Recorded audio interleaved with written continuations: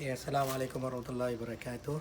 Pada hari ini kita akan tunjukkan cara untuk melupuskan Al-Quran dan juga bahan-bahan yang mengandungi ayat-ayat Al-Quran. Umpamanya kita ada Quran-Quran lama di sini, ataupun kita ada buku-buku catatan dan sebagainya, yang buku-buku sekolah yang mengandungi ayat Al-Quran, dan juga buku-buku tulisan yang mana kita dapati banyak yang orang tak tahu apa nak buat dengan bahan-bahan ini. So ini adalah apa yang saya dapat daripada masjid kita, dan saya akan cuba untuk melupuskan dengan proses pembakaran. Pelupusan Al-Quran ini ada tiga cara yang kita boleh buat. Satu ialah kita boleh tanam begini terus, kita boleh tanam, dan dia akan mengambil tempat yang besar. Yang kedua ialah kita boleh bakar dalam relau ataupun kebuk pembakaran. Yang ketiga, kita boleh kisarkan dia. Kita boleh kisarkan dia jadi kecil. Selepas itu kita masukkan ke dalam kebuk pembakaran. Apabila kita masuk dalam relau ataupun kebuk pembakaran dan jadi abu, abu itu kita ada dua cara yang boleh kita lupuskan. Satu ialah dengan kita tanamkan abu itu. Yang kedua ialah kita sebarkan di dalam laut. Kalau kita tidak susah untuk pergi ke laut dan sebagainya, kita hanya boleh tanam di kawasan perumahan kita ataupun di masjid dan sebagainya.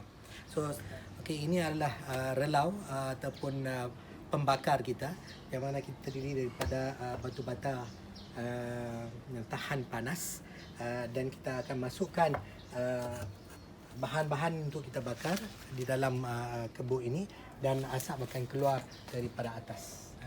Sebelum kita meletakkan bahan-bahan untuk kita bakar seperti Al-Quran dan sebagainya, kita perlu buat proses pra-pembakaran, iaitu untuk memanaskan relau ini supaya proses pembakaran itu lebih efisien.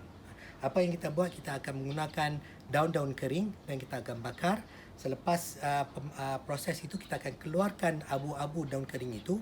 Kemudian apabila kita relau ini sudah panas, kita akan masukkan bahan-bahan Quran dan bahan-bahan cetak ayat Al-Quran untuk kita bakarkan. Daun kering yang kita akan masukkan untuk kita proses pembakaran dulu. Sekarang kita bakarkan daun-daun kering itu.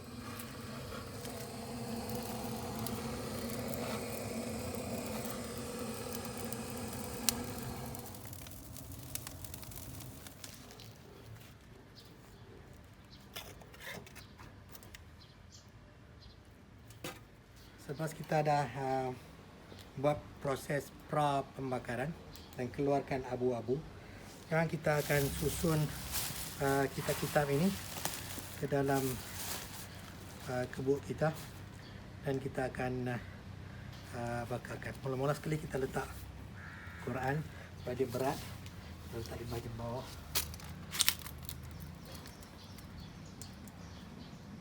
Kita letak dia, kita dah susun ke dalam kebuk. Sekarang kita ambil daun-daun, kita letak.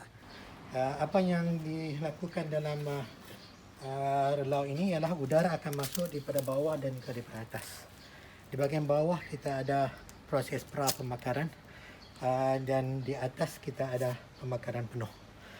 Dan serombong ini ialah untuk mengeluarkan asap ataupun produk pembakaran, dan kita akan dapati asapnya tak banyak, sikit saja, kerana proses pembakarannya adalah penuh di bahagian atas ini, di mana udara penuh akan masuk ke dalam sini, atas sedutan daripada asapnya keluar, dan udara akan masuk ke dalam kebuk pembakaran.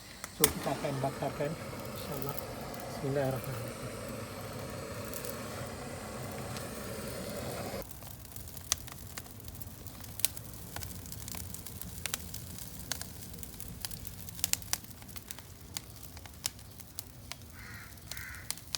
Abu itu sama ada untuk tanam. So, ini adalah abu-abu hasil daripada uh, bakaran Al-Quran.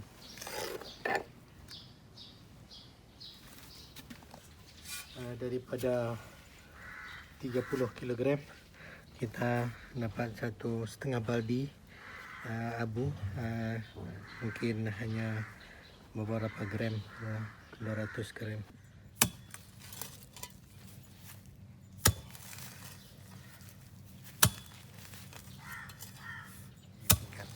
So kita masukkan abu. Bismillahirrahmanirrahim.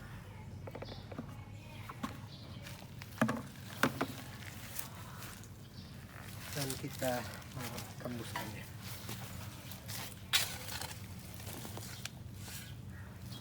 Abu ini tidak ada lagi sifat Quran, maka kesucian Al-Quran itu dah tidak ada.